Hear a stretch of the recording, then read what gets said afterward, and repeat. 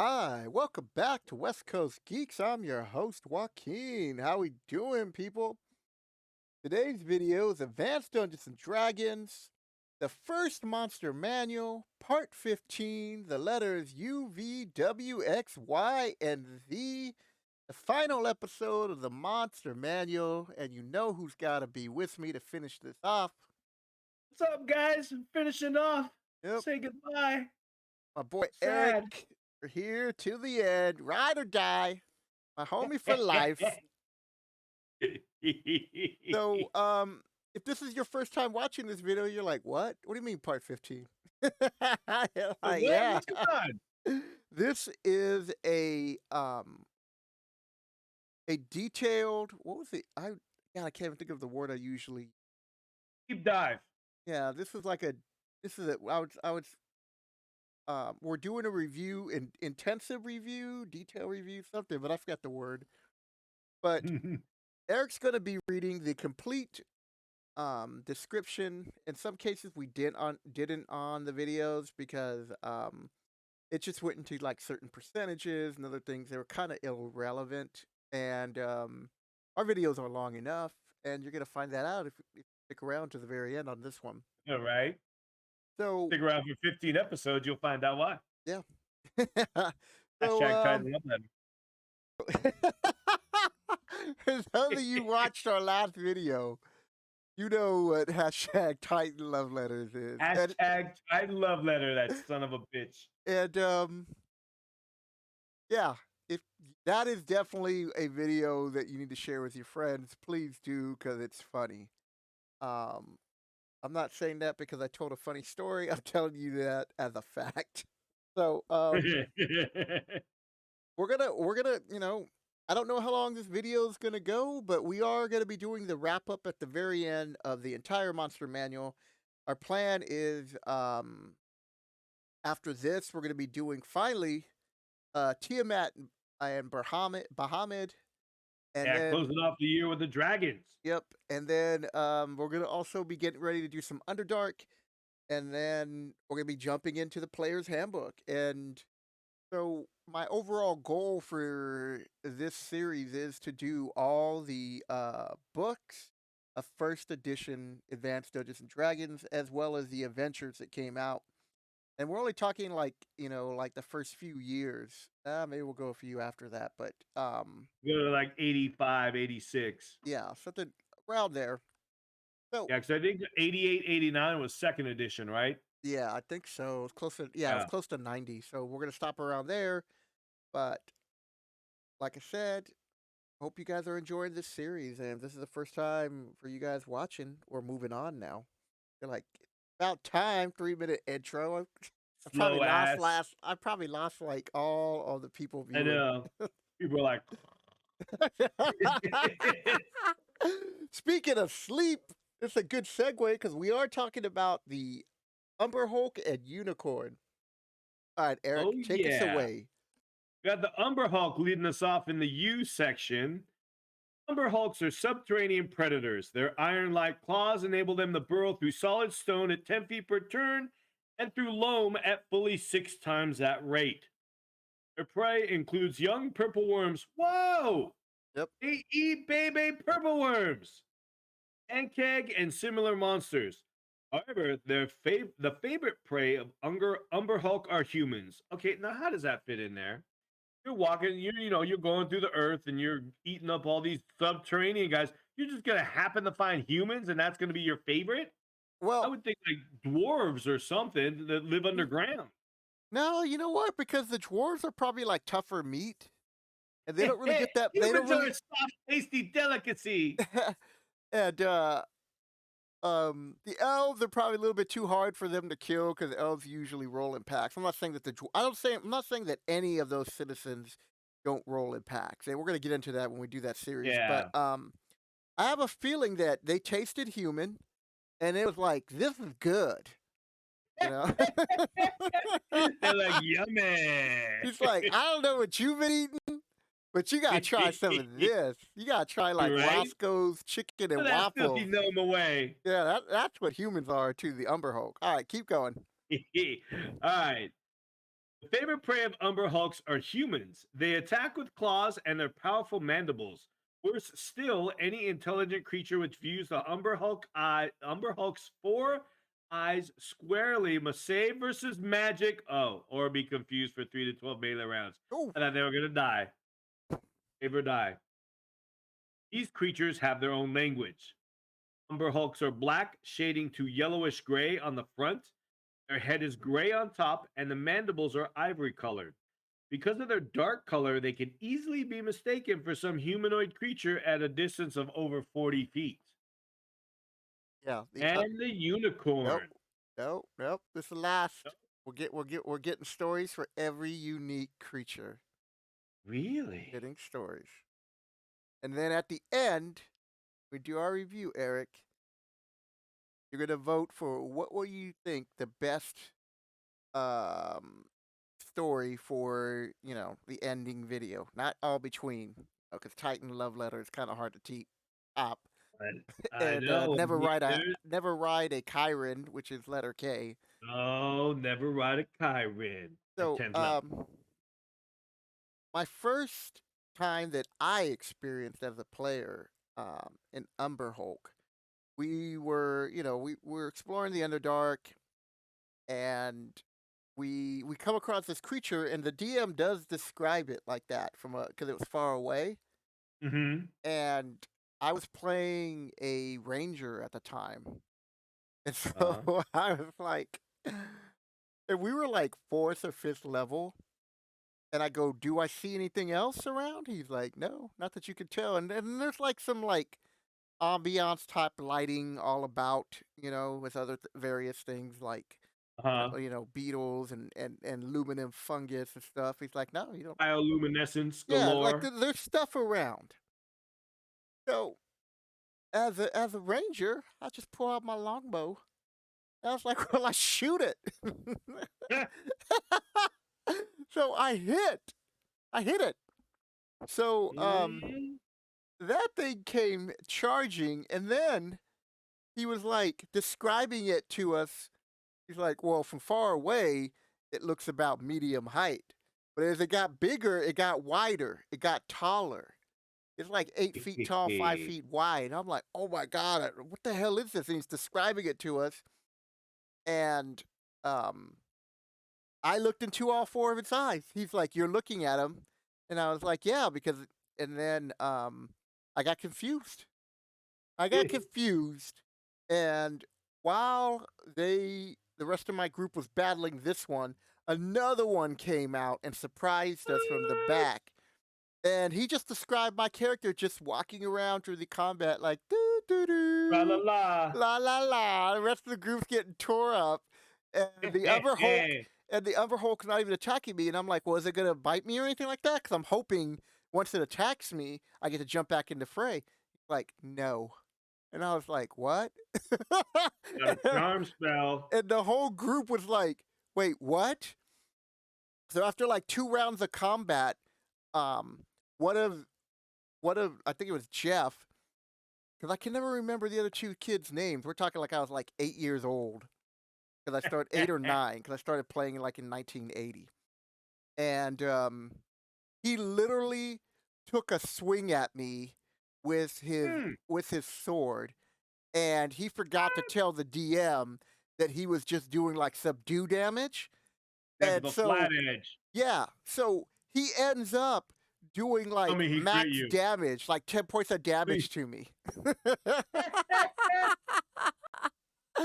So Oh that's my man. Umber Hulk story. Story one. All right, unicorn. Oh my god. I was like, please tell me he crit you. No, they didn't have crits back then. Oh First edition. Not that I man. recall us having crit ability back in first edition. No, but I mean, usually it was just max damage. Well, he rolled max damage anyway. Yeah, something, but he still hit. I mean, it tore me up. I was all pissed off. Like, what you doing? What are you doing? Well, that's what you get. You ain't fighting, fool. Yeah, yeah, they got tore up for 2 rounds. They were Man. pissed. They were not happy. All right, the unicorn. Unicorns dwell only in temperate woodlands, away from human habitation. These fierce but good creatures shun contact with all creatures except sprites, dryads, and the like. Elven and human maids of pure heart and good alignment may sometimes, with a 25% chance, tame unicorns for use as steeds, and such are faithful, obedient mounts. Unicorn lairs are in open dells, their warded treasure kept in a nearby hollow tree, rocky niche, etc. When a unicorn charges into combat, it does not strike with its two front hooves, but its horn strikes for double damage, 2d12. Wow, 2d12 points damage. That's pretty solid. That is. Even nowadays in 5th edition, that's pretty solid. Because the unicorn is magical, its horn gets +2 to hit. And Mhm. possession of a unicorn horn is a sovereign remedy against all forms of poison, gas included. Naturally, the unicorn is not subject to poison. The unicorn will always a unicorn always senses the approach of an enemy at 240-foot distance, so like a football field, maybe. I don't know these distances again. They Yep. move very silently. They move very silently and surprise on a 1 through 5 on a d6. Once per day, unicorns are able to use a teleportation spell of limited distance, a dimension door, to appear up to 36 feet away from their former position. 360 feet? Is that? Oh, man. They may also teleport with a rider on their back. Man. Unicorns make all saving throws as if they were magic users of the 11th level. They cannot be charmed or held by magic. Their spells do not affect them, and they speak their own language. Unicorn. All right. Yeah. So, do you have any interesting unicorn stories? Not really. Well, I mean, I'm trying to think of we came across the Forest Master in the Dragonlance campaign, and of course, the party I was with tried to kill him because my parties tended to be murder hobos. Yeah. Yeah, I don't have any. It's funny, like reading the unicorn and seeing the unicorn entry in that. I always think of the unicorns in Legend, like that. That was just the best. If I had to pick any depiction of a unicorn, those were cool. The Yeah. unicorns in Legend. In Legend, Yeah, I used to draw a lot. I used to just if some girl wanted me to draw a unicorn, I would just look in my monster manual. There you go. I'd draw that. And be there like, you there go. you go. There you go, You're welcome. They're unicorn. like, oh, it's so good. I'm like, thank I you. I made it myself. did it myself. I drew this. Uh, so Oh shit. I had a group, and these were all new players, Oh and shit. um, to this day, I'm like, what are you doing? Um, so they get employed by a group of like traders and a an alchemist who tells them that if they Mhm. get this rare white horse, if they can bring it to him, alive or dead does not matter. He's gonna give him all this wealth and all kinds of stuff, and so they stumble upon a baby unicorn, Baby and unicorn, the uni. baby unicorn barely has a little horn on its head, Got a and little horn nubbin. yeah, he's just got a little part of it. And so I described the white horse that they're looking for. And so none of them were playing like druids or rangers. Oh my god. So they um they attacked it. Oh And my god. so of course the mother shows up with like some sprites and like brownies, and a treant pops up, and They're like, fuck you. We brought all the forces of yeah, like nature. every turn some new The some new for and so the party, brownie shows up out of nowhere, like, ha ha. yeah, like everybody just showed up, and they're like, "What are you doing?" Because they only did like some minor damage, and Hmm. they explained why they go, "Oh my," once they realized what it was, I go, "It's a unicorn, the unicorn baby." and like one of my players just looked at me and she just shook her head and she's like, "Really?" And I was like, "Well, you guys took the job. I gave you because I You gave him didn't like ask any questions. yeah, I gave him like several choices of like they were moving around Greyhawk and talking to different people, but this was the guy who was offering the most wealth. Oh my god. And so she's like, "Wouldn't we know what a unicorn is?" I was like, "No, not really. I mean, you've heard of unicorns. You saw when the Baby mama unicorn charged you with the killers. big horn, that was a unicorn. But with the Mm. baby, no, not really." So they explain the situation. They let him know about this alchemist in Greyhawk. To make amends, um, they then turn around and we spent Kill like the about alchemist. four. No, they spent 4 sessions um, tracking down and capturing the alchemist and bringing him back to the forest for justice. And yeah, it was actually turned out to be pretty cool adventure. And then um, with like a council of like a ranger, a druid, a unicorn, a treant, and then I think I can't. There's one more, a dryad. They all Ah, sat in judgment of this alchemist, right? And I this see. alchemist had been known to go in and poach this forest for like 5 years. And so they thought that the proper justice would be to turn this alchemist into this living tree. And when the fruit got picked from him, he would feel it. He'd be constantly in Oh. pain. And so, trees live for a long time. So they trapped his essence in there. And that's what they did. And then and the first people who had to go pick the apples were the player characters. And Oh, they be like, got yeah, they I'm got picking all this no they bushel of got apples. yeah, they got no out of it. And they were from this part of like this enchanted forest in the country of Selene where all the elves are and stuff. Yeah, yeah, And Celine. they That's also the great mentioned that they elves. wouldn't mention it to the wood elves or any of the elves. Wait, wait, wait. So they went back, brought the alchemist, helped them do all this justice, and still kicked them out. Yeah, because they could have killed the baby Man, unicorn. fuck that baby unicorn. Hey, the mama unicorn should have kept a better eye on it. Yeah, it was just like one of those scenarios. Like I was just like, oh, it's like I put a whole bunch of different things, and they chose to go that route. And I was like, well, let's just see how this plays out. Mm, I was like, I man, don't really do that anymore, except occasionally. Well, I don't do it to new players, so yeah, I have learned I'm my killing lesson me a on baby that. unicorn like that baby lion. Yeah. All right, so that's story number two. All Uh, right. uh, Vampire and Giant Wasp. I'm only going to relate the stories to the actual like unique monsters to the monster Yeah. manual. Like the giant wasp, who cares? But we are going to read the description. But take us away, the vampire. All right. The vampire. The most dreaded of the chaotic evil undead is the night prowling vampire. These creatures must rest in the coffin or similar receptacle during hours of sunlight, unless far beneath the surface of the ground. And in the latter case, they must occasionally return to such rest, where their power is restored by contact with soil from their grave.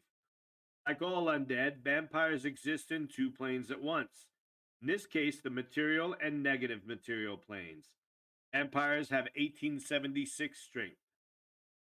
If a vampire scores a hit upon an opponent, its powerful blow causes 5 to 10 points of damage, and its powerful negative force drains 2 life energy levels from a victim. Shit, I forgot how nasty they were. Mm-hmm. Man, complete with corresponding corresponding losses in hit die, ability level, attack level, etc. Look how many Vampires, appear. what? Look how many can appear. Yeah, 1 through 4. man, that's That's stupid. brutal. All right, Yeah. go ahead. Continue. Mm, yeah. Vampires are affected only by magical weapons. They regenerate damage at 3 hit points per melee round. If brought to 0 hit points by combat, the vampire is not killed but is forced into gaseous form. It must then return to its coffin within 12 hours, rest for 8 hours, and reform a corporeal body. Sleep, charm, and hold spells do not affect vampires, like elves. Neither do poison or paralysis. Oh, vampires take only 1/2 damage from spells based on cold or electricity. I forgot about that. A vampire can assume gaseous form at will. What? Likewise, a vampire can shape change into a large bat whenever desired. Thus, the flying movement shown for this monster. If it gazes into a person's eyes, the vampire will have the effect of charming, with the victim subtracting 2 from saving throws versus magic. Charmed persons behaved as if they had been successfully struck with a charmed person spell. All vampires also have the ability to summon creatures to aid them. In subterranean surroundings, usually 10 to 100 rats or bats, the latter only confusing and obscuring opponent's vision, not physically attacking. And Ooh. in wilderness surroundings, typically 3 to 18 wolves. What the shit? Man, that's just one of them. So one of them could summon 3 to 18 wolves. If you have 4 of them appearing, like the possibility here, that's 12 to 48 wolves. Yeah, bare minimum. No, no, that's more than that. No, bare minimum would be 12 if you had 4 vampires. Yeah, 12, but maximum would be like 72 No wolves. way, because if you only had Man, 4, it ain't that much. it Yeah, yeah, is you're right, 3 you're to right. Yeah, 18 you're right. wolves. My bad. It's close to Holy 80. shit. Yeah, These you better creatures have your come with two, fireballs ready. right? Better have some steak. So you better have your balonies ready. Minion These pops his creatures head come up. within two. What was that? I go Minion, that's Eric's dog, pops his head Right? up. This So is is it baloney. baloney? Yeah, here, man. You want a baloney? He would betray me in a second. Oop. You come with a chicken McNugget, he's good. Vampires recoil. Let's start that again. Vampires recoil from strong garlic, the face of a mirror, or a cross, or several other holy symbols of lawful good, if any of these objects are presented boldly. Note, however, that none of these devices harm or drive the monster off. They do cause a vampire to hesitate 1 to 4 rounds before attacking in the case of garlic. A mirror or a holy symbol will cause a vampire to position itself so that the object is not between the vampire and its intended victim. Or the vampire will have one of its creatures remove the device whose power is keeping it at bay. It must be stressed that lawful good holy symbols, such as the cross, are sovereign against vampires of all sorts, regardless of the religious background of the vampire and its human existence. A vampire can be slain by the following methods. Exposure to direct sunlight kills the creature in 1 turn, and it becomes powerless immediately. A vampire immersed in running water for 3 melee rounds is killed. The vampire loses 1/3 of its hit points per round of immersion. If a wooden stake is driven through a vampire's heart, it is killed, but only for so long as the stake remains. To finish this task, the vampire's head must also be cut off and its mouth filled with holy wafers. Holy water splashed upon a vampire causes 2 to 7 hit points of damage per vial full, which strikes the monster.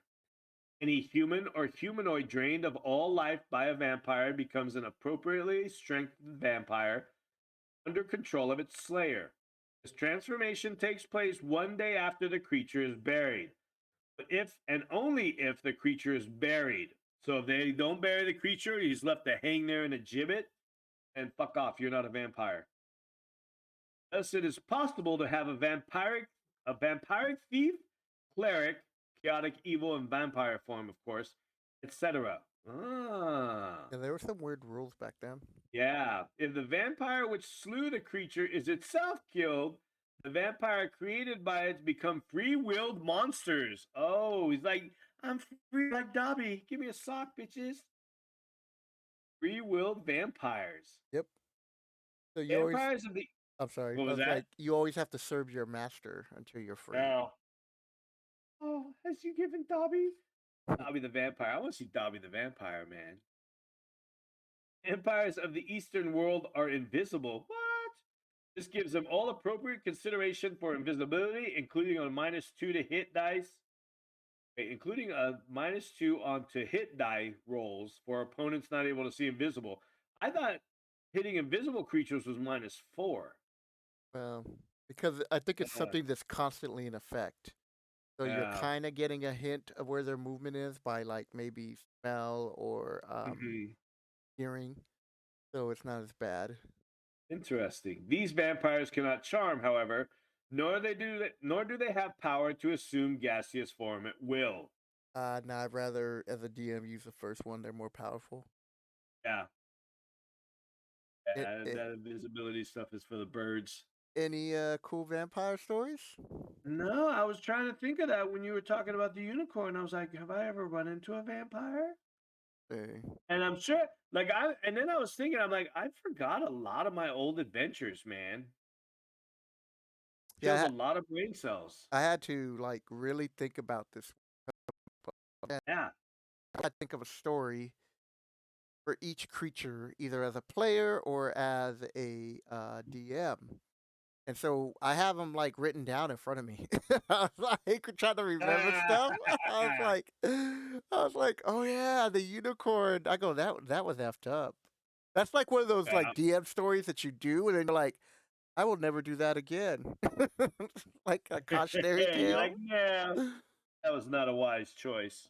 So my best vampire story was I was playing a fighter, and we were going through White Plume Mountain, Hmm. and we had fought the giant crab, get wave, and then I was kind of upset because the DM gave the other character claimed the trident because he was Man. next to claim like a good magical item in our Uh-huh. treasure. Like we already divided treasure, but if there's something really good that anybody can use, then we go in the order. And he's like, well, Okay.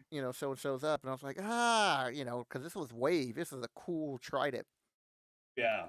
So we end up fighting the keeper, which is the ogre mage of Black Razor. For those of you who are familiar with that sword. Hmm.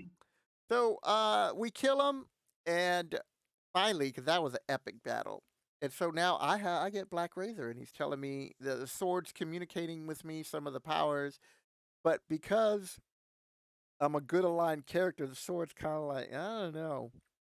Yeah, So it we don't holds like you, goody two holds shoes. back a lot of information about what it can do, and it's Ooh. already used up. It's like I believe at the time it had like a haste ability, so the ogre mage had used that up. So we come Uh, across the last weapon. Last weapon, the defender of Whelm, the the hammer, is a vampire. And the vampire is starting to gain the upper edge, and I was like last on initiative, and I was like, I had my sword Black Razor out, and I'm like, it's payback, or something corny as a 10 or 11-year-old would say, you know, and something an 8-year-old would say. yeah, I don't know, like it wouldn't even be something cool like it's payback. It would just be, I don't know, I can't remember. Like Anchorman, como están, Yeah, bitches? no, it wasn't even cool like that. 'Cause we're talking like it was in the 80s, the early 80s. I can't even think of anything that they said back then, right? But whatever was like popular in pop culture or some kind of cartoon that, there was a charge or something, Huh? I I pity pro the fool. it might have been. Who knows? So, um, I got like two attacks and I hit, and then he told me to roll for the second one, and I hit again, and then he described what happened. So the vampire had taken some damage from the other players, and now I was transferring my life essence into the vampire. What? Yeah, that was Black Razor. If you hit an undead, they get the ability. I don't remember if that I'm pretty sure that was accurate. And so I almost died because of that encounter. And then on top of that, the Oh, man. vampire came back the next turn and concentrated on me. It was thanking me for all his given new strength and drained me and Thank drained me you. 4 levels. And so Oh, man. um had to sheathe Black Razor, and the store hated that and was telling me that I would pay a price for it later for sheathing Ooh, it because they wanted this ooh. vampire soul. and Why you give it in mine? yeah, so we kill it, but I lost 4 levels. Like Holy I was like a shit. 10th level fighter or 8th level Oh fighter, something man, like that. I can't remember for sure. And I lost 4 levels. I was not a that happy camper. sucks.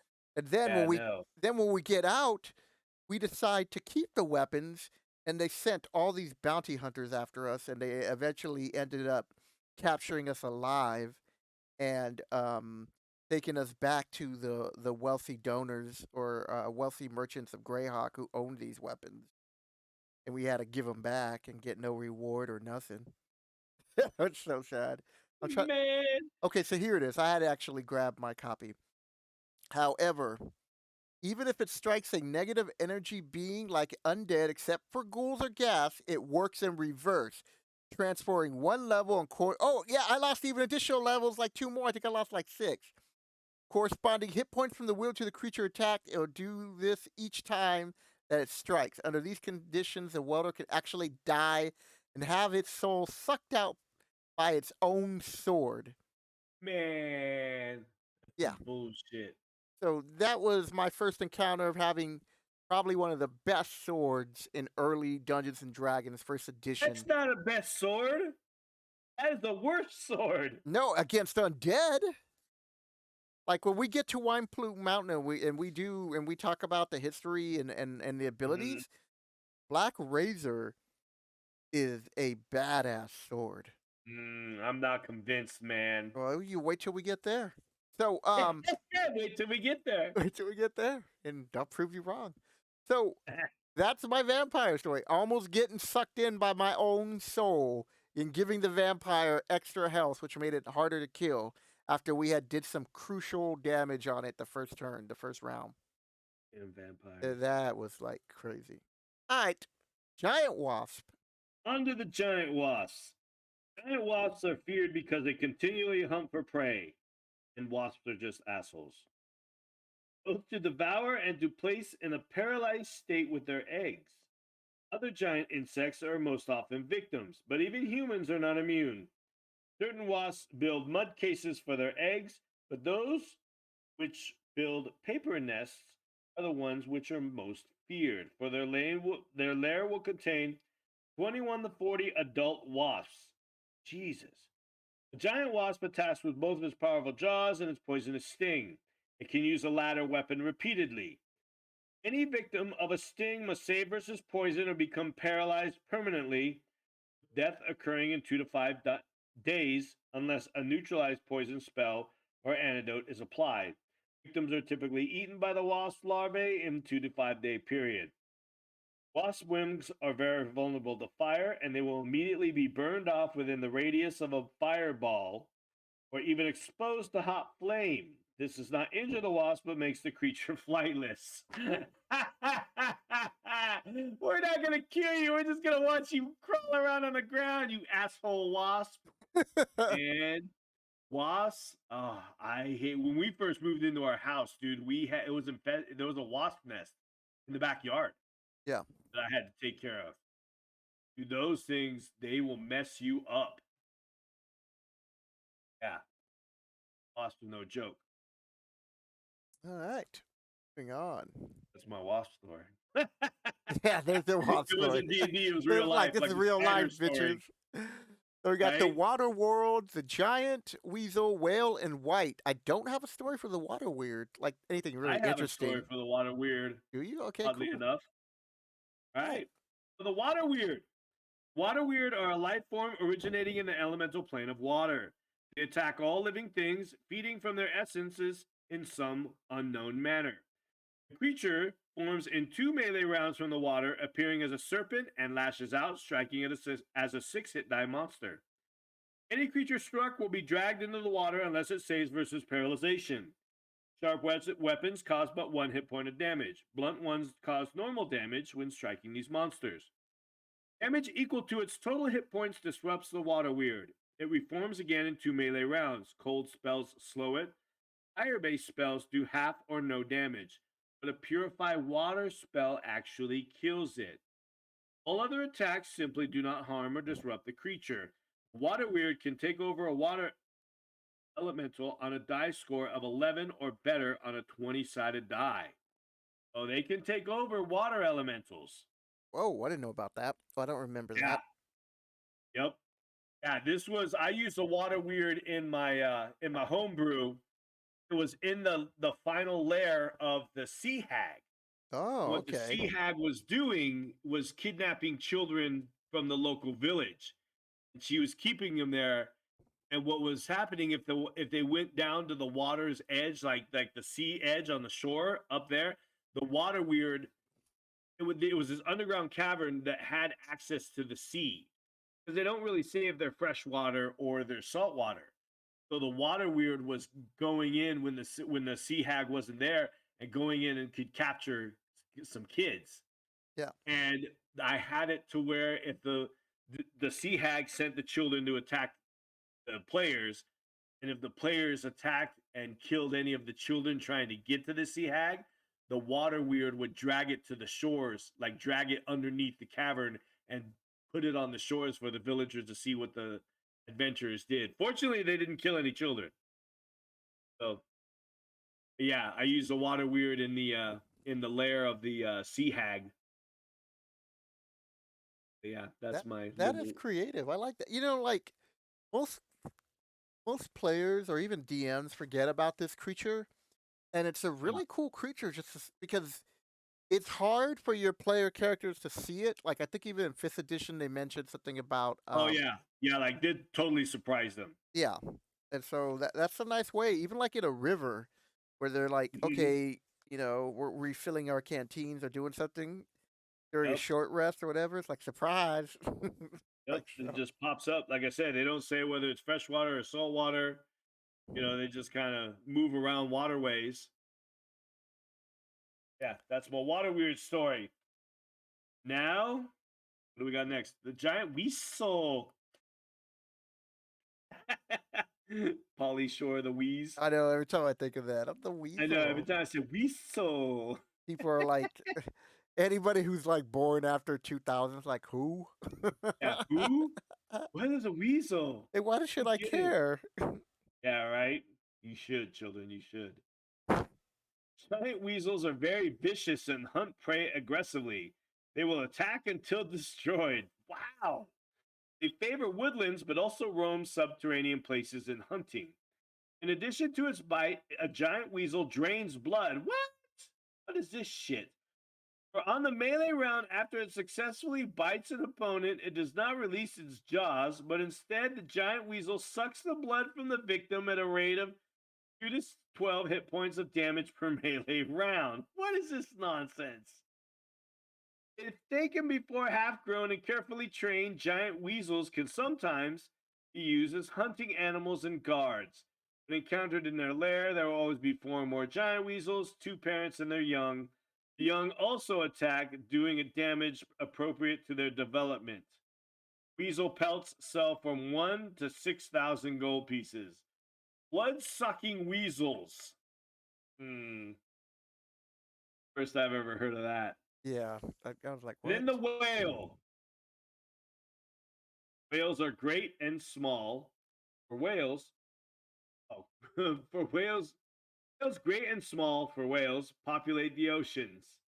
Many are plant eaters, but a few are carnivores. The latter will occasionally attack humans. Killer whales will also always do so because killer whales are so mean. And all forms of whales are very dangerous if molested. Carnivorous whales attack by biting 5 to 20 to 15 to 60, depending on size. Jesus. Other whales use their great flukes to smash opponents. D8 to 5 to 40 based on size. That's a lot of damage. Whales at the surface can smash with their tails, causing damage equal to half their number of hit die to any creature struck. Carnivorous whales will swallow prey whole. The huge 36 hit die sperm whales being able to swallow a longboat and its crew whole and alive. That's literally Moby Dick. Dang. While it is not too difficult then to escape, digestive juices will cause 1 point of damage per turn, and if the whale disgorges the prey swallowed alive due to the irritation of its stomach, there's a 50% chance this will be done at a considerable depth. 36 hit die. Dang. Well, they That's are a lot. whales. I mean, Yeah, but Jesus. That's Moby Dick. pretty much. The s- yeah. The stomach of a carnivorous whale can contain treasure. Oh, here we go. A 1% per hit die chance is allowed for each coin type. Gems, jewelry, magic items. The number of coins is 1,000 to 3,000 per type. Gems and jewelry will number from 1 to 20 each. E4 magic items can be contained. Sick whales give forth ambergris, a stinking mess, which is worth 1 to 20,000 gold pieces in a large city. What? A whale carcass can be sold in a port for 100 gold pieces per hit die of its size. What is going on here? That's crazy. And the white. Dun dun The term white has dun. lot. Oh, what happened? I said dun dun dun. Dun, dun, dun. The term white has lost its old meaning of a person and come to stand for those undead humans who typically inhabit burial mounds or catacombs. These creatures are most evil and hateful, seeking to destroy any life form they encounter. Whites shun bright lights and hate sunlight. Because these monsters exist simultaneously on the normal and negative planes of the material plane, they are affected only by silver or magical weapons. This existence allows them to drain life energy levels. I hate that fucking ability. Did they get rid of that in 5th edition? Do Oh you hell know? As yeah, a dude. There's no way 5e they players would ever. yeah. Players nowadays would lose There's their no way minds, dude. they would I lose was it. just thinking about that. I'm like, would I lose my shit if I lost like 4 levels? I'm like, Yeah, probably wouldn't be happy. Like, if I were to use it, I know probably 90% of my group would be pissed, yeah, dude. Yeah. yeah. No, like even back then when I lost it, I lost it as a kid. I lost it. I said what? Yeah. Because I like I don't said, know I if was I like would or eighth not. or ninth level somewhere around there, and all of a sudden be back, and then he was just there, and you couldn't regain. It was No, hard for you to no, there was no regain rest unless you're those like levels. restoration. Yeah, I it think was like like restoration or something like that, rejuvenation spells, but those are, 8th and ninth level those are spells. high level expensive spells. I was pissed. And I Yeah. was just like, well, at least I got this cool sword out of it. Right. Here's Black Razor. Give me my levels back, and then I'll go back and get it. Well, that was the cool thing, at least with Black Razor, even though it had dropped me down and all that. Yeah. When I did get hit, I was just regenning all the damage I was doing, and then it gave you like temporary hit points. So I was feeling like super powerful. Yeah, I think in D&D I'm more about the things. Like I'm like, whatever, I'm first level, I don't care. No, but the other thing is too, like, think about it. You're fifth level and you drop down to third. Think about Yeah. all the spells, Yeah, if you're a abilities, feat spellcaster, levels, anything is yep. all dropped, dude. They're not gonna do that to anybody in 5e. Yeah, there's too much tied to levels in these newer editions. Yep. They're not. Man.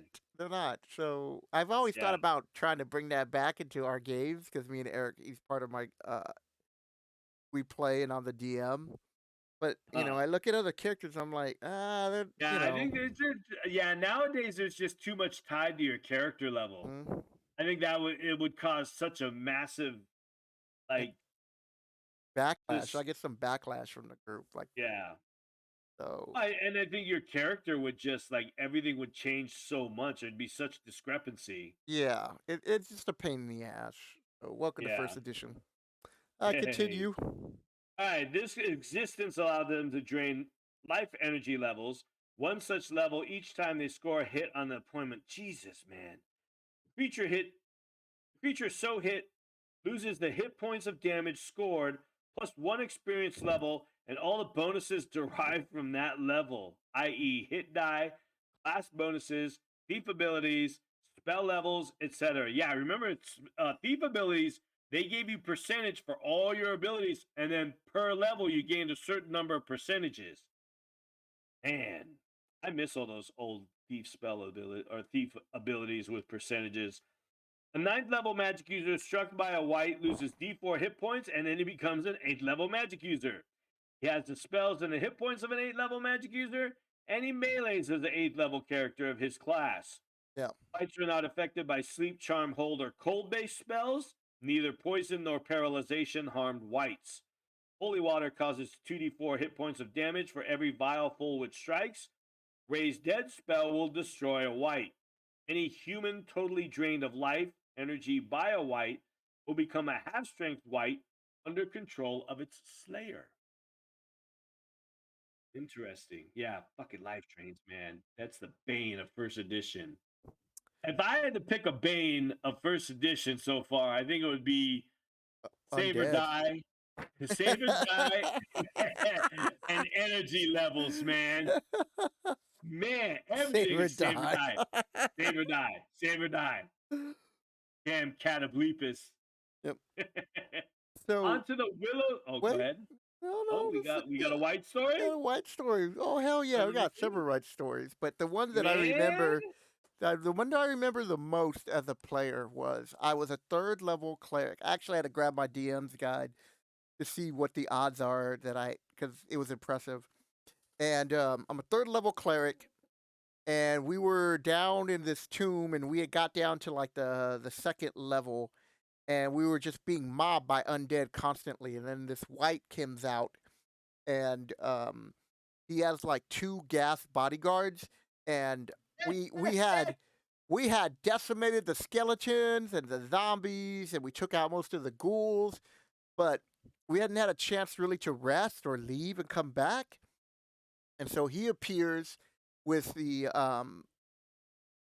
ghouls, I mean with the gas bodyguards, and he describes it to me, and then he lets me know. He's like, "Look, you know what this creature is," and he goes, he let me know that they're gonna drain life levels from you if they hit you. Mm, And so back then, to turn an undead at third level, I yeah. had to roll a 16, and that Oh wasn't even to shit. turn Those it. are That was yeah. Those just just to get it to pause for a yep. moment. And um, so I was a cleric, and my god was Thor. Like I've always liked playing god. If I play a cleric, my god's usually like Thor or something like that. Like I love the Greek mythology, and so I had, Mhm. of course, I have my hammer, You and did not. You so take that back, Joaquin. what? You said you worship Thor. You love Thor, and because you love Greek mythology. No, my bad. Norse mythology. Thank you. Oh, fight Thank you, Joaquin. you know I love I mythology was like like, you do. wait a minute. Did I just hear him right? Thank you for correcting me before in the comment section. So, Oh shit. like, I think, like, depending on what point of my life was, it's either my favorite was Greek, Hmm. Aztec mythology, or Norse mythology. And they'd always switch around Yeah. depending on my mood during that time. But I like playing, cleric, a Thor cleric, and so I had the Yeah. hammer, and I was playing this male like Viking style, and so he raised up his hammer, and I made some announcement to Thor. Thor, hear me and protect my friends. And I didn't say anything like "You shall not pass," but I just raised my hammer above my head, and I rolled a 20. And so, Woo, go because Cubs. I rolled a 20, he treated it like a turn, which I couldn't be able to Nice. do until 4 more levels to officially turn them. But because I rolled a 20, Thor took notice, and he blessed me for that single encounter. And so Woo. I stood in front of my party, and the gas and the white could not come near me. And the Nice. DM goes, "This is only going to last for a few moments." So we got the hell out of there because we were And so jacked up. did you guys ever have God calls? God calls. Yeah, we used to do this thing like in our D&D games, like you could try and call upon the power of your deity, like if you weren't a cleric or something. but you had to roll percentiles and you had to get 100. You had to get double zeros. We did have magical items that allowed to do that, and then, Uh, as a DM, every now and then, if the cleric was like a high enough level, um, I would kind of hint to them that they feel the presence of their god, of their lord, mhm, and so they would take the hint and then ask for a special prayer or do something, like they're losing really bad. And mhm. so, again, like we did something similar, but I don't. It was I think I gave them like a.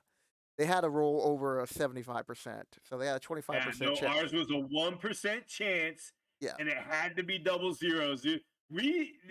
Surprising, as difficult as that was, dude, there were a few times where, dude, and people, we would lose our shit, dude. Like, people would be like, "Ah," like screaming, getting up from the table, running yeah, around.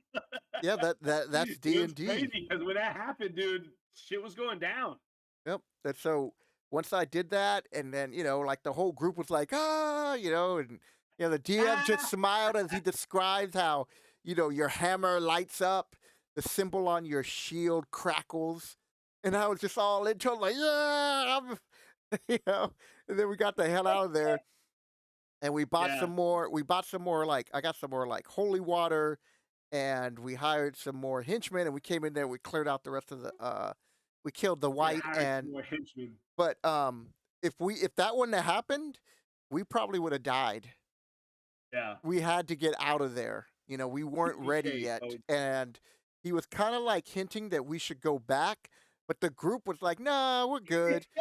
It's like Don't you we love got that, dude, when you're a DM and yeah, you're you're like, like, "We got some maybe you guys should go treasure." back. But it goes down even deeper. That means there's more and better treasure. Ah, ah. So for one Dude, second, I was blessed by Thor. nice. That's my white story. All right. Yeah. Moving on to Will o' the Wisp. Will-O-Wisp, Windwalker, Wolf, and Wolverine, not the X-Men. Wolverines.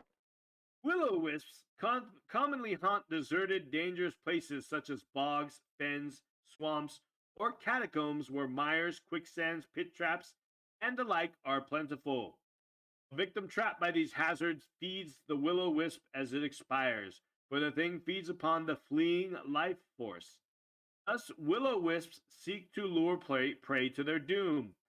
10% of the time, E3 are encountered, and in these cases, the creature's lair will be nearby 90% of the time. The creature can attack, however, any hit causing 2d8 points of electrical damage to the opponent. A will o' wisp is able to grow bright or very dim in order to confuse prey. It can move slowly or flit about. It can blank out its glow entirely for 2d4 melee rounds if it does not attack, and at that time it can be detected only by creatures able to see invisible objects. While any weapon will harm a will o' wisp, most spells do not affect it. The only spells which can affect the creatures are protection from evil, magic missile, and maze. Yeah, Interesting. of all the spells. Yeah. If brought to 5 or fewer remaining hit points, a will o' wisp will reveal its lair and give over its treasure. Please don't kill me. Here's my stuff. Yeah, but look how it's got 9 hit dice Yeah. and an Yeah, AC that's of crazy. negative Look at 8. its armor class. Yeah, I was just gonna put Holy that out. crap. Holy crap. Its treasure type is Z, dude. Yeah, that's a lot of What? treasure. What? This is nonsense. Treasure type Z, dude. That's good. That's a lot of magic items. Sure, well, Um, continue to read the description before I tell the story. I'm gonna look up the treasure type. yeah, will o wisp is a glowing sphere looking like a lantern, torch, or even dancing light spell effect. In combat, they glow blue, violet, or pale green. So treasure type Z is 1 to 3,000 copper, 1 to 4,000 silver, 1 to 4,000 Martin's favorite electrum, 1 to 4,000 gold. Then here's the kicker: 1 to 600 platinum, Yeah, 10 to 60 gems, and yeah, 5 to 30, 50% chance of jewelry, and then you were yeah, right. Any 3 magic, 50%.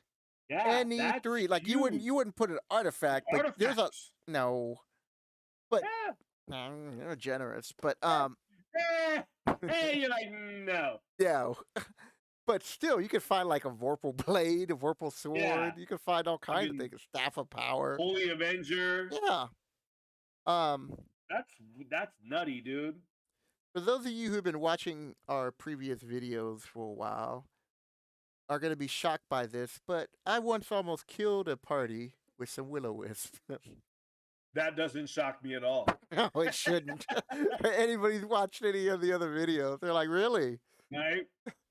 Yeah. I thought That you said that I they played in your games. That doesn't shock me at all. no, not at all. And it wasn't the Will-O-Wisp. They were like, It between was a 8th and 10th level, the Will-O-Wisp tricked the party into, following them, this one Will-O-Wisp, mhm. into following him, and, it always stayed out of sight, but pretended like it was like this fairy type creature, Huh? and, because I gave it, like, telepathy. It doesn't have telepathy, but I gave it telepathy. So, you were Like like it's a magical will-o-wisp. yeah, so it's just like a little voice, it's like, "I I need your help. If you help me, I'll give you all the treasure that I know in the swamp. I know all the locations." And so they're like, "Okay, what do you need?" And then she's like, "Just follow me, I'll show you." They kept going deeper and deeper into the Come swamp. save my baby will-o-wisp. Yeah, and so then like a couple of players were like, "Wait a minute." And Yeah. by the They're time they taking said us to that, another baby unicorn. yeah, by the time they really realized how deep they were into the swamp, the Will-O-Wisp is like, "Bye." And then Bye. Bye, adult Felicia. black dragon rises up from the swamp and just blasts him because he run initiative. Oh I, man. What I a got dick. I caught half the group with an acid blast. It was acid, right, for first edition Yeah. on the Black Yep. Dragons? Yeah. Yep. So then, on top of that, they lost like 25% of their equipment on top of some magic potions and other things. It just got blasted. Man, Yeah, dude. that's messed up, dude. That was like they Well, beat it. I'd be mad at you for that more than I would be losing levels. Yep. They beat Don't it, mess with my things. and then they spent the rest of the session tracking down the Will-O-Wisp. But I was like, you can't find it. I will claim vengeance from you, Yeah. bitch. I was like, you can't find it. And they're Well, like, I'm gonna look. and I'm and the gonna try. cleric's like using all these like and the mage are using all these Scrying spells. divine spells, and so they were able to track it down and they killed it. Mm, Yeah, good for them. yeah. They were just Good. like they after a while they couldn't hit it. The mage is like, well, I'm just gonna keep magic missiling it, Yeah, and victory is eventually mine, they bitch. killed it.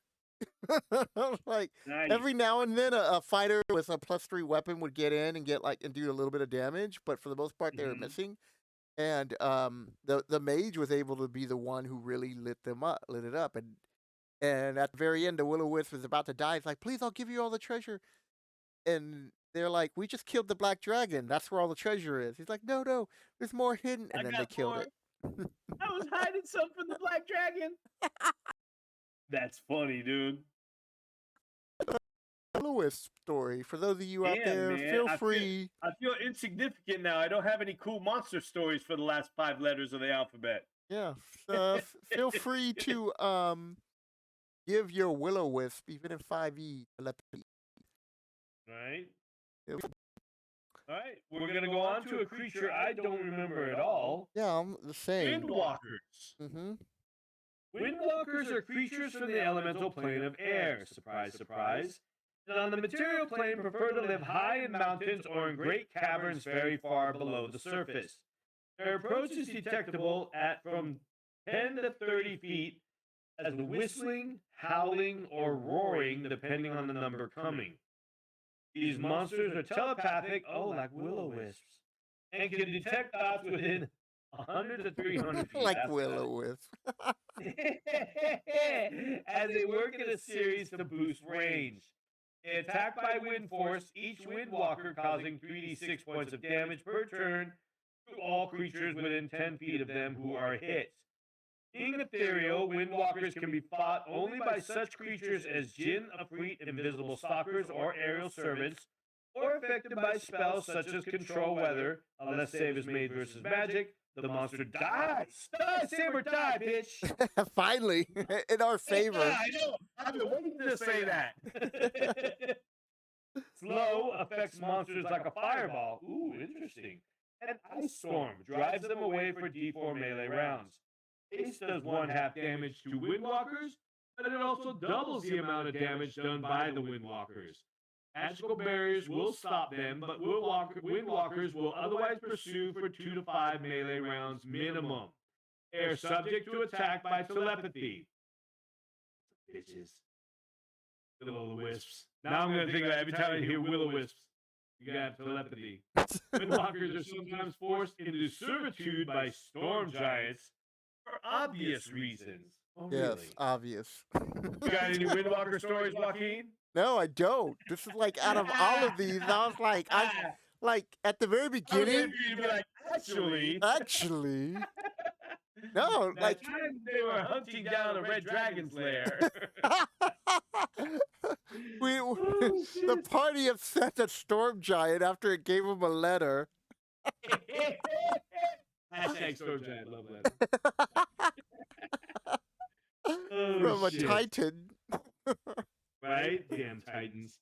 So, All right, on to the booth. yep, the woof. The wolf. We have wolves, dire wolves, and winter wolves.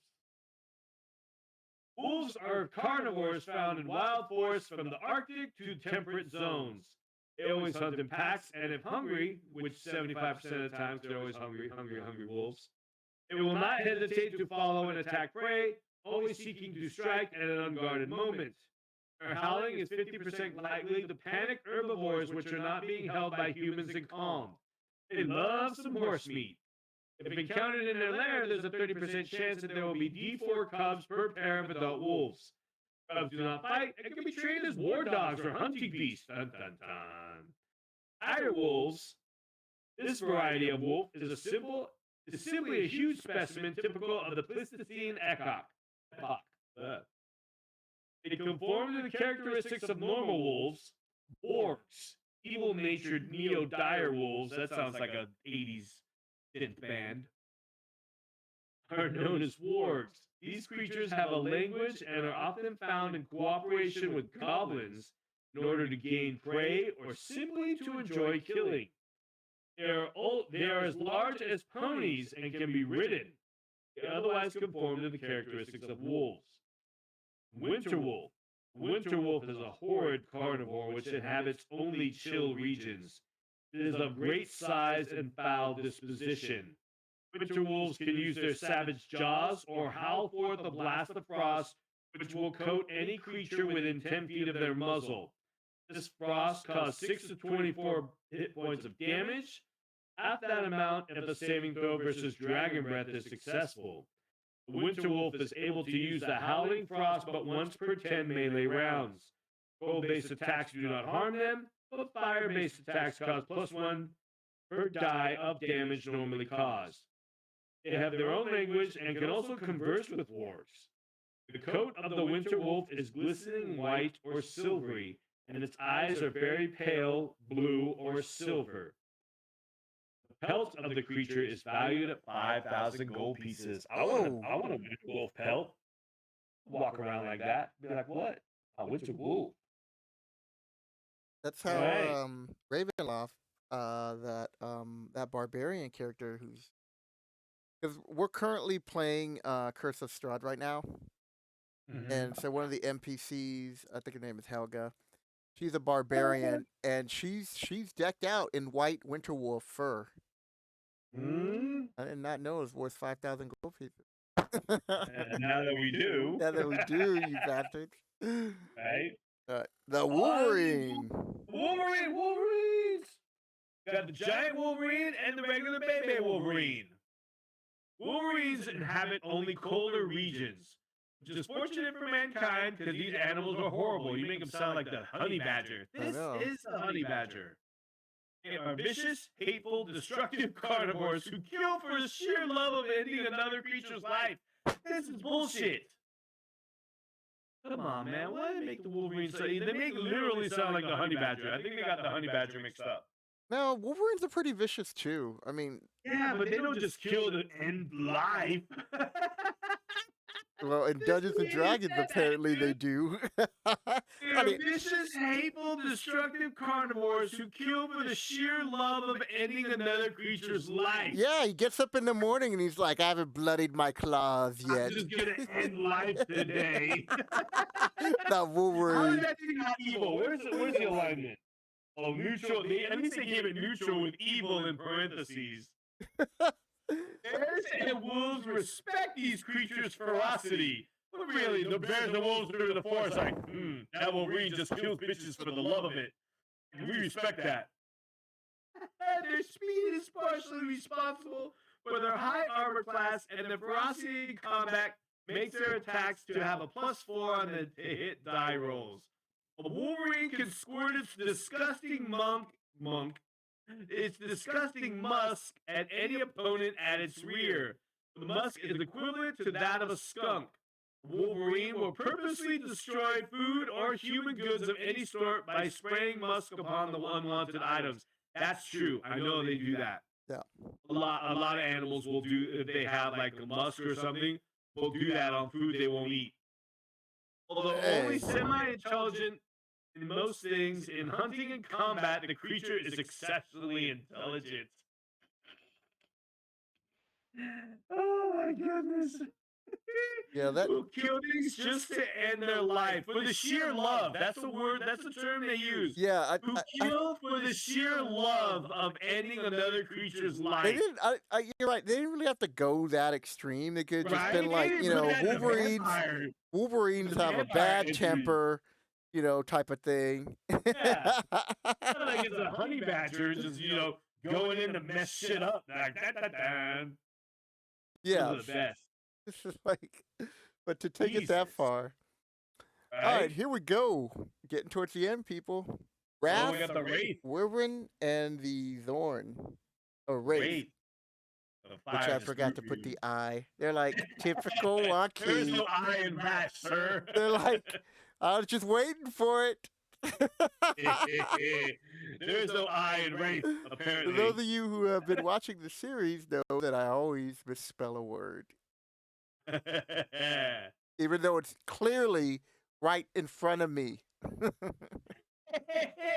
And I only had one eye working that time. yep, literally. Wraiths, right? Go ahead. Wraiths are undead, similar in nature to wights, but they exist more strongly on the negative material plane. They are found only in dark and gloomy places, for they have no power in full sunlight. In addition to the chilling effect of its touch, these 6 points of hit damage, a Wraith, God damn it, a Wraith drains a life energy level at 1 per hit, just as a wight does. Similarly, the Wraith can be struck with only silver weapons, which cause only 1/2 damage, or weapons which are magically enchanted, which score full damage. Wraiths are unaffected by sleep, charm, hold, or cold-based spells. Poison or paralysis are likewise ineffective. But holy water splashed upon a Wraith causes 2d4 points of damage for each full vial which hits. Raise Dead spell will slay a Wraith. If a Wraith drains all energy levels from a human, including dwarves, elves, gnomes, half-elves, or even halflings, but not yet the half-orc, the victim becomes a half-strength Wraith under the control of the Wraith which drained the victim. There's that. You got any Wraith stories? No, unfortunately, they fall into that rare Oh. group where they're like lieutenants, of the captains of the Yeah. undead world. So they're you don't really bump into them that much. Wraiths are kind of. Yeah, Always you don't do. go ahead. No. They're like you said. They're not really. They're not the. What's the word I'm looking for? Not individual, but They're just not man, that common that you find. Like, look, yeah, like if you think of undead, any player who plays D&D, you're gonna always fight skeletons at one point of playing Dungeons and Dragons. You're gonna fight zombie skeletons, and then you're gonna get upgraded depending on where you go to like ghouls, ghast, and you're usually gonna face a wight because wights are pretty powerful. but you Yeah, rarely face a wrath. They yeah, rarely show up in D&D mm, modules itself, too. Look at yeah, that. I mean, yeah. there's They're only a they're couple not that I very could think common. of offhand where it's like a wraith, and I want to say like Hmm. the Vault of the Drow is one of them, and Yeah, then I can't think of the other one offhand, but and Shadows, there was another one that you're gonna yeah. face more Shadows often. is another one. Yeah, they're kind of the same, but wraith are more malevolent. There's a more of an intelligence to a wraith. Yeah. So yeah, you just don't really run into them. I don't. I hardly ever use them. I'd rather throw a white at you than a wraith or shadows Hmm. and Thurman. I Yeah. go and pick the jewel and get attacked. Like they he did die because of shadows Oh yeah. in our Ravenloft campaign. That's funny. Yep. Good thing they don't drain levels. Yep. So no wraith And stories, wrapping up, no but race story. the Reverend Oh, the wyvern. Wyvern. Wyverns, wyverns are distantly related to dragons. These monsters also inhabit places favored by dragons, tangled forests, great caverns, and the like. They are rather stupid but very aggressive, and wyverns will always attack. The wyvern bites for 2d8 points of damage and lashes out with its sting-equipped tail at one or two opponents. Any creature struck by this tail must save versus poison or die. Even if the victim makes a saving throw, it takes d6 points of damage, save or die. Favorite Note die. that note that the tail is very long and mobile, easily striking over the back of the wyvern to hit an opponent before its front. Wyverns are dark brown to gray, their eyes are orange or red. Save or die. Favorite die. All No right. joke. Yep. And the Zorn. I like these little dudes. The Zorn are a race of creatures found on the elemental plane of Earth, but on rare occasion they will abide on the material plane for a time.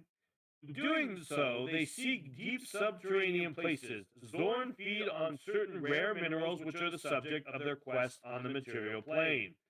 The jaws of Zorn are very powerful, and as the creature blends with stone, both in color and conformation, and as a physical capability, it is very likely to surprise any other creature. The Zorn is likely to demand such metals as copper, silver, etc., to snack upon, and if a passing creature refuses, the Zorn is 90% likely to try and take the metal by force, or can smell such at 20-foot distance. These creatures are not harmed by fire or cold-based spells.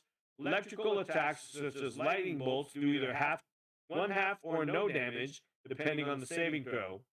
They are flung back 30 feet and stunned one melee round by a moved earth spell, a stone to flesh, or a rock to mud spell. Lower their armor class to 8 for one melee round. The Zorn cannot attack during that time as they must adjust their molecules. And a pass wall spell delivers 11 to 20 points of damage to the creatures. If a combat is going against the Zorn, it will stop fighting, adjust its molecular structure, and pass through the nearest stone, usually the floor, to escape. This requires one melee round, and thereafter a Zorn can progress at the normal movement through solid stone, earth, or similar substances. If it is struck by a phased or spell when in this state, a Zorn is killed. It just wants to eat money. Yep. Yeah, that's the Zorn. I do have an interesting Thorn story. Ah, the Zorn. So as a player, um, I was playing a bard character, and we did Oh, get approached by a Zorn, the and Zorn. the Zorn was like, wouldn't let us pass unless we gave it some metal. He's like, talking about it wants shiny, and at the time, the DM described that the Zorn was eating diamonds. Like it found like a niche of like diamonds, and he Mm-hmm. described me. It's like, look, they're in their raw form, and you still have to polish and clean them up, but he's just eating them. He's eating them like Cheetos. He's just nom nom nom. He's got diamond dust, and he described it like Cheetos. He's like, he's got diamond dust and diamond dust on his fingers. I Diamond will never dust. forget that because he goes, "It's just like eating Cheetos." He's just like, "Num num num." And so he's, the Zorn's like, "Unless you give me something good, I'm gonna eat you too, and I I'm don't gonna even want eat to you. eat." Yeah. And so a couple of players start, digging around, and um, it's like smelling like the different metals. He's like, "I don't want any copper or anything like that. It's Give me either that you cheap give me shit. gold or," and he's like smelling like we had some thousand gold piece gems. He's like, "I smell some Eh? gems on you." And we were just like, "Ah, no, no, that's not party fun. No, no." And so I was just like looking at it, and I was like, I had enough of this. I cast Charm Monster, and What? I he failed to save. So I was able to lead him around, but I would give him copper to eat. And I would tell him, I was like, "This is gold," or "This is whatever." And then he would just Eh. believe me. And because I was being nice to him, he followed us around.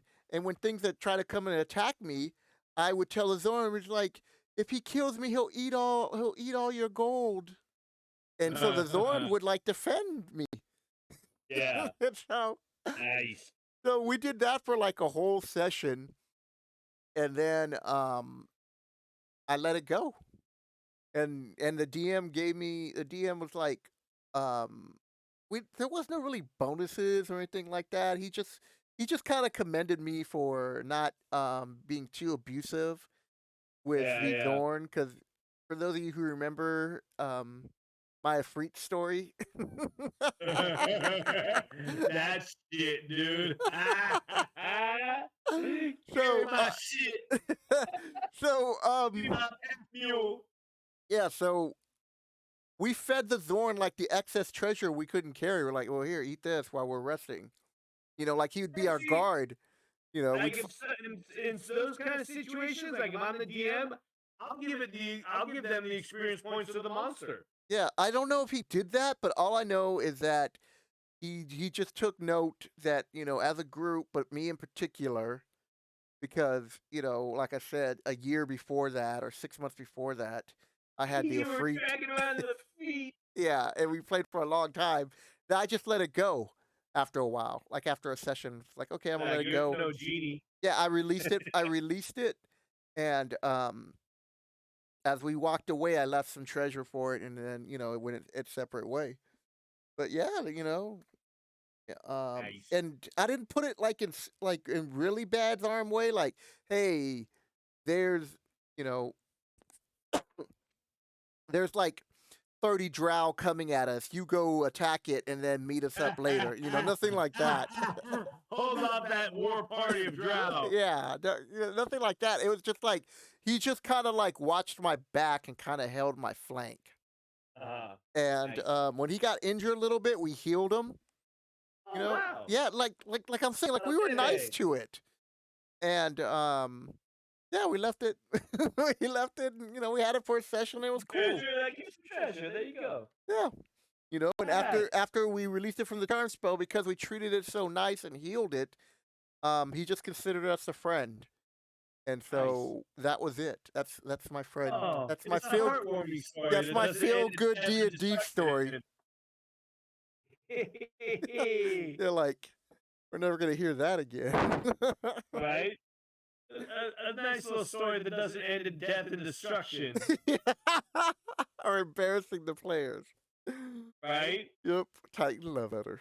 Okay, so moving on Excellent. to the last two creatures of the monster manual. Oh, I'm a little sad. We are. This is a very long video. It is. I think we're at Yeah. an hour and a half right now, give or take. So Holy crap.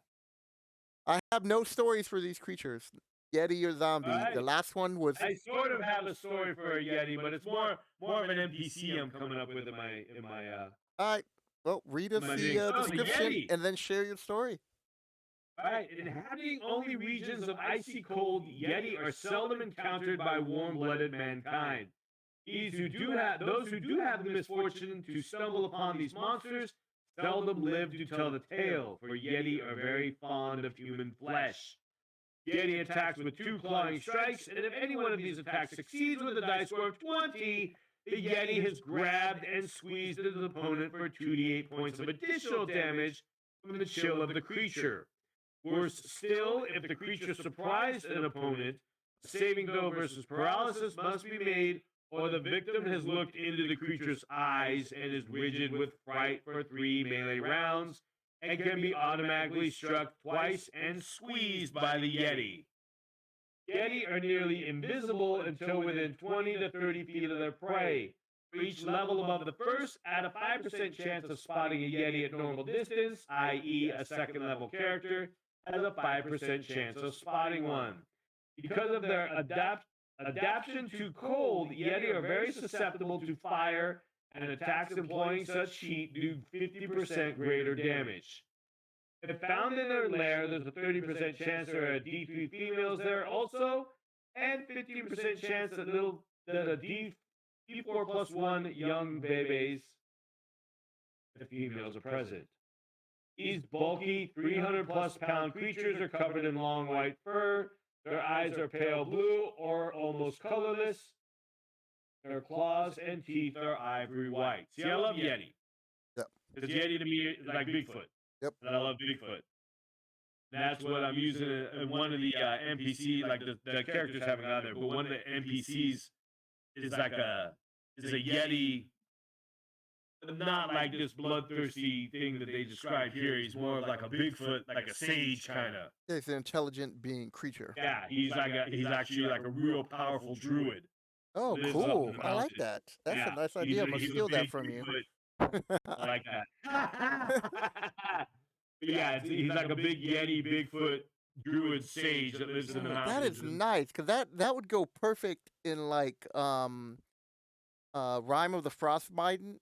Yeah, Like Rime of that the would Frost Maiden. That's actually a really good module. If anybody out there is thinking about a good, like, snowy 5th level adventure, I was running that for a while, but then decided to turn around and do the homebrew. But yeah, Rime of the Frost Maiden is great. So that would be a cool NPC, courtesy of Eric, dude. Yeah. He just gave you a Yeti you go. druid.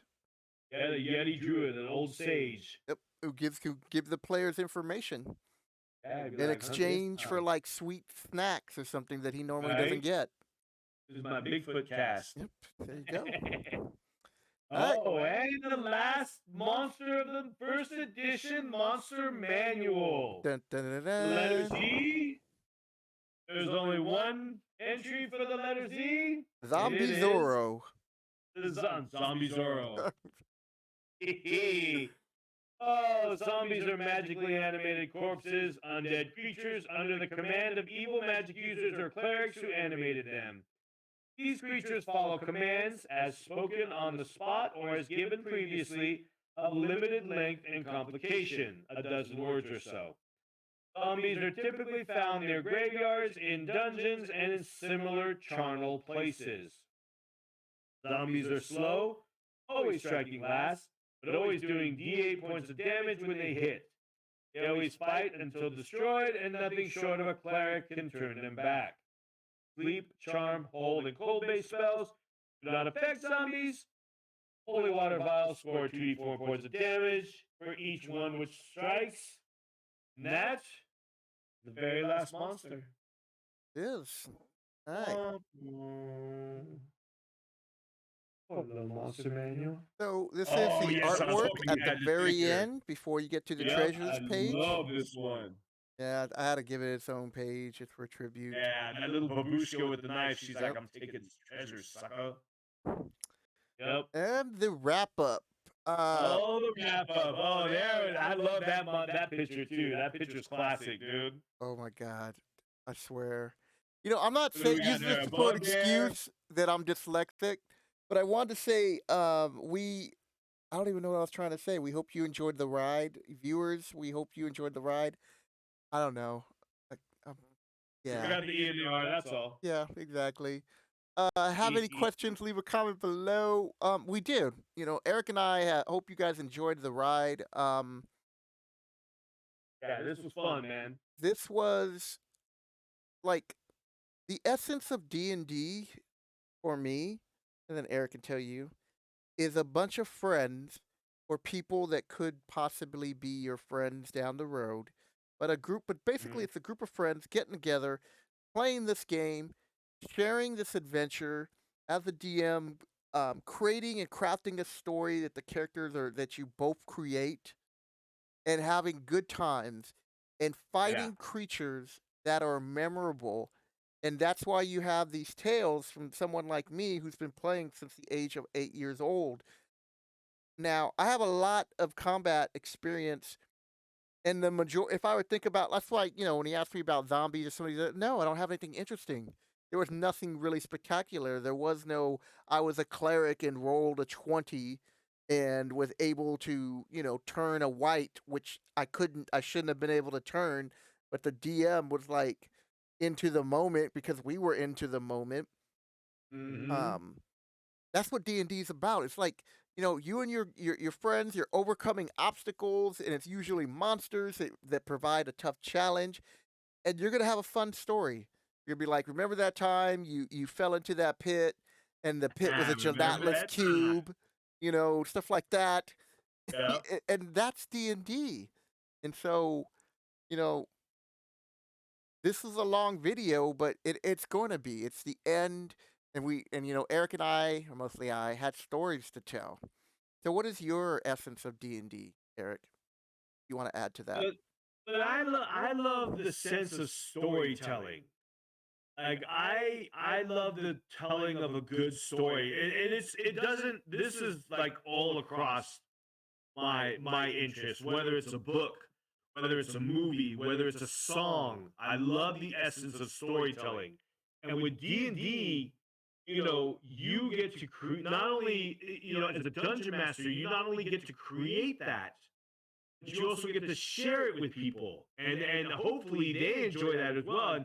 And when you can write a book and say people out there read the story, but you're not necessarily there when they do that. When you're creating a story in Dungeons and Dragons and you're sharing it with people that are there at the table, and like you said, you get into the moment.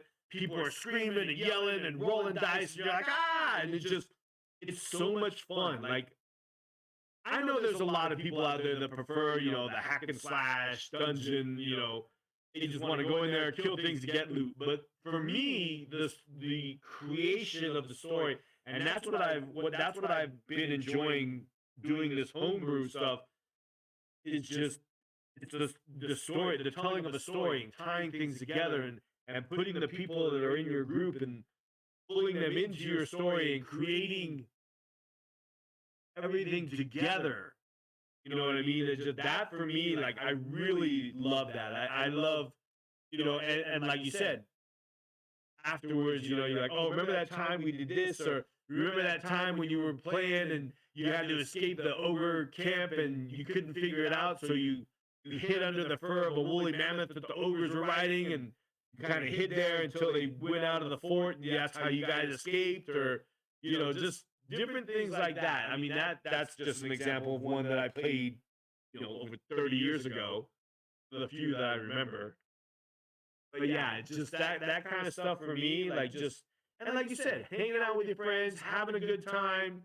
I like doing like a couple years ago or last year, we did our usual game day is on Sundays, every other Sunday, but Halloween was like on a Saturday.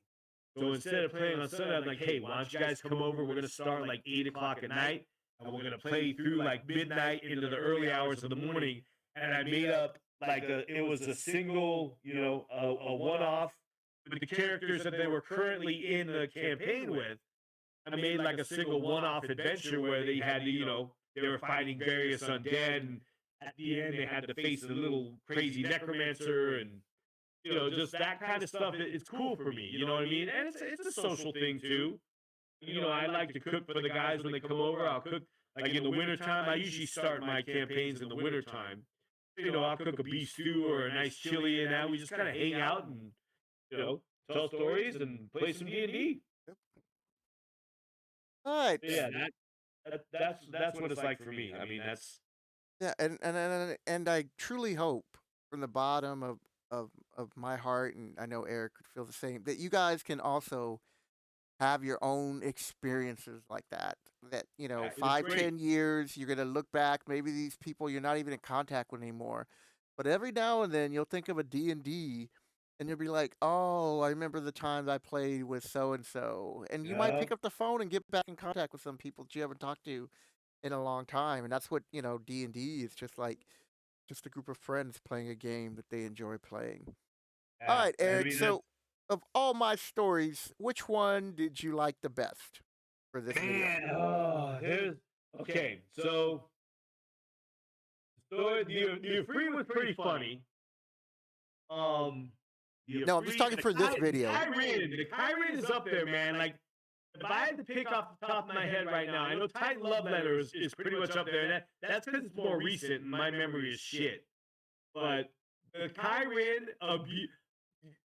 um game shaming the newbies for having a Kyren mount for hashtag jerk Joaquin. That was it's the Kyren and the Kyren and hashtag Titan Love Letter. Those are probably those are up there, man. Like I'm trying to think of what else we had And going also, like, through. what out of tonight's videos, which one, what story stuck out that you like? That's Okay, so for Joaquin. tonight, Yeah. Like, what's it, like? If you had to pick one of those and you go, that's Joaquin as a DM, which one? Baby Unicorn. Baby Unicorn. You said those kids, you said them to kill the baby unicorn. And what's funny is like they had no clue. So they're like, shut up, we're gonna live for this whole thing. And then like out of character, like, oh, see, they're like, what the fuck, Joaquin? I You said know. it's to kill the and that's what's Dude, so funny. I'm not gonna say in my defense, but in my defense, There is no defense. I I was like, I want to say I was either in sixth or seventh grade, I believe. Now I'm really I thinking just back. It love was like very I'm young. trying to imagine the dawn of realization on their faces when they realize that you sent them to kill a baby unicorn. Yeah, the girl is a friend of mine's, Lisa. She was not having that, dude. She was She was like like, "What the she hell? goes, She that's never hung she out was with me like again." she was just like, that's not cool. Like I'm not even sure if we said cool back then, but She's she was, admonishing you. yeah, like she let me have it because she liked unicorns. And I You think that's said why I to did it, like, sadistically, just to mess with her or something. I don't know. Now that right there is an insight to your psyche, Yeah, like, I to don't a know. I don't, to 12-year-old this day, I Joaquin don't psyche. remember what my true motivation was, other than Oh, I just put to some, be a dick. I had, like, kind of like destroying mud on a wall, and I was like, they could do this. They can go into the sewers of Greyhawk and look for some things. They can go into the bay of Greyhawk and search for some other stuff, or they can go into the forest, or they can align themselves with some thieves, and they didn't want to do any of that. They was like, oh, no, no, no, no, because like No, that's a baby unicorn. they're like, because they were like looking over everything, and they're like, well, we're not really getting that much of a reward for each one of those, right? Oh my god. But the alchemist was promising great treasure, besides monetary treasure, like other things. And there were like With great magical treasure comes items that great he was moral. offering. It's honestly, I didn't, I wasn't like, wasn't one of those things I really thought about, right? I was just like spitballing. You know And what's funny though? Like this story kind of reminds me of the one that we were playing in your campaign where we ran across that white lion and the baby cub. Remember that with the white lion pelt? yeah. It was worth a lot of money. You said it was worth like 20,000 gold. So while the party was fighting the grown lion, I snuck around and stole the baby cub. Yeah. I stuck it in a bag of holding. I I was was like, I'm wrong. gonna get that pelt. That was wrong. That was totally wrong. That was wrong. But like I think I like to, as a DM, sometimes I like to test morality of players to see what they Yeah, do. yeah, that's good. And Yeah, you don't mind. I don't recommend it for 5e players. I just don't. They just get It too depends upset. on who you have in your 5e group. Yeah. If you're running like with we pretty much know each other. Like me, you and Therm know each other. Yeah. You and I mean I don't know Michael and Greg too well, but I mean I have been getting to know them. Yeah. But you know us pretty well. Yeah. We No, don't no, that's have different. I like, shares or anything like you that. know, and again, even with these stories that like that, except for the D&D shaming for the Kyren, you guys gotta check that out for the letter K.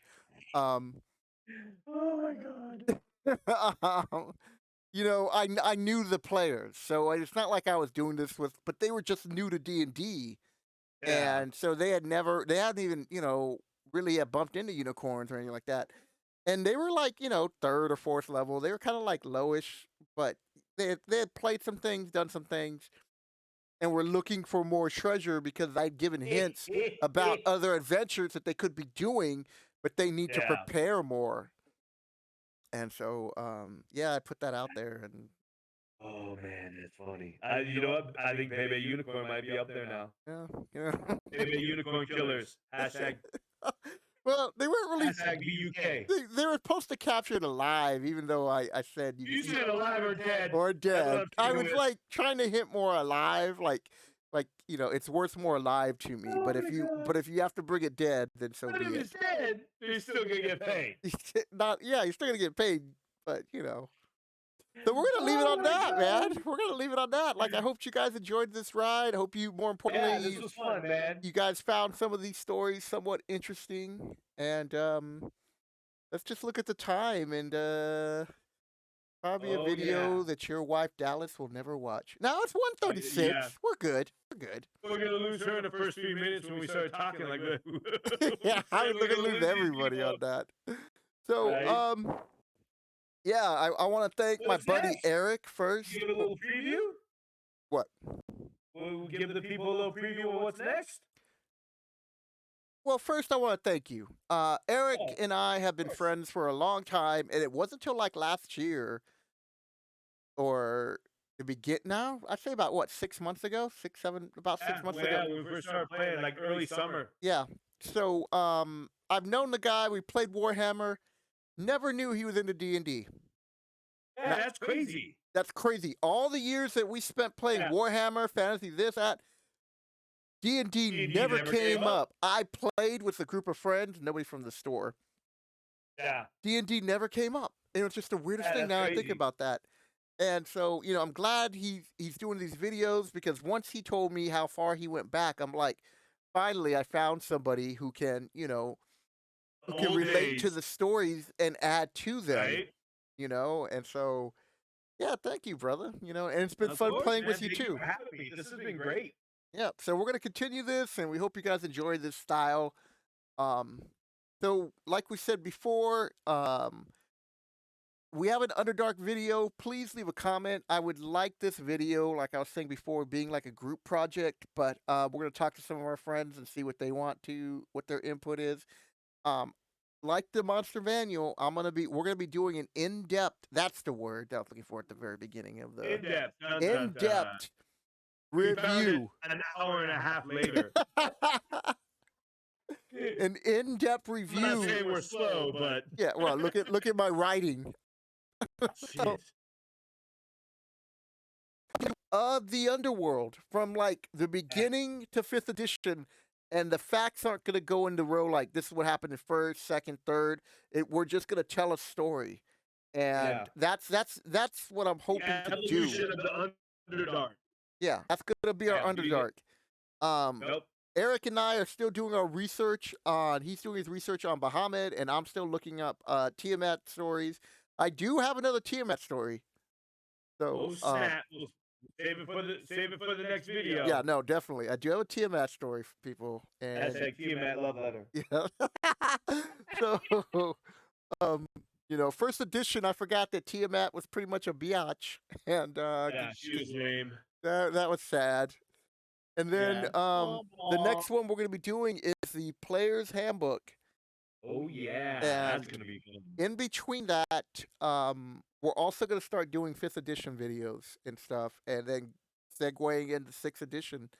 and we're gonna start getting a hold of Unearthly Arcana. So Mhm. You I'm know what gonna I think would be cool? what? So going into like the player's handbook, after the player's handbook, we're going to be going into the different modules and stuff. Maybe as like how we did like the Tiamat and the Satanic Panic, like the little side videos.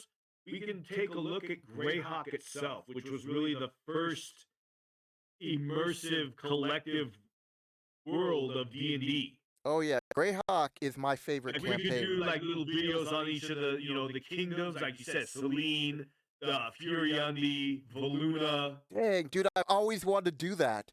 And I That was would be just like, cool, I just dude. don't want to be reading off stuff. Like, I'd rather have somebody to discuss it Yeah, with. But yeah, okay. yeah, So because there you I go, still have people. all the old Grey Hawk world setting. I have the original. What was it? The Dana map. Yeah, I have all I that have stuff that too. original. Yeah, yeah. I think that would be cool to kind of sprinkle that in there as we do the player's handbook and the different modules. Yep. Yeah, because all those first tournament modules, they Yep, grounded they're all those in Grey the Hawk. world of Greyhawk, and it Yep. is an amazing campaign That setting. was pre-Forgotten Realms, everything. Because I started thinking about that when we were talking about the Underdark starting in Greyhawk. I totally spaced it. Yep. But they don't call it the Underdark. Like even though it has its origins No, there, Underdark came with Benzo Berenzan. yeah, that's what made Forgotten Realms. You take away Yeah. Oh Menzo yeah. Baron, and I'm sorry, leave a comment below if you've even made it this far. Um, Menzo Baron, you take that away from Forgotten Realms, and you don't have much. Okay, you're gonna be like, well, we got the Well, you Mad got the Sword Mage, Coast. you got the Mad Mage, and you're like, okay, cool. So sword, they've really done up Forgotten Realms though. I'm not saying The they entire didn't, Sword Coast is really good. but I'm saying like if they didn't have that spark, right? Oh yeah, yeah, yeah. If they didn't have like that burning inferno of Menzo Baron, Forgotten Realms would have been just another campaign setting. Yeah, I mean Ed Greenwood. I think it was Ed Greenwood. Didn't he do? Yeah, Ed Greenwood was the guy that did Forgotten Realms. There was a lot of stuff. There was a lot in the novels. Yeah. You have Drizzt. Drizzt was really huge with Forgotten Realms. You had Elminster. You had there was some really good stuff in there. But yeah, Benzo Berenzan was really. I mean, I would love. I don't even know if I have that box set anymore. I think I lost it You when I can listen moved. to it like I do. I listen to it now in audio on Oh, YouTube. son of a bitch. There are people who read it. So, Yeah, read. What's read? all right. So we're now at an hour 42. So Oh, we better get going. Dallas has People, already we've cut lost this like off video off. 75% of our people. Yeah, like 75, 99.9. Right? So There's like one dude still listening. yeah, to the very end. Thank you. Thank you guys. It was great. Catch you On to the later. next one.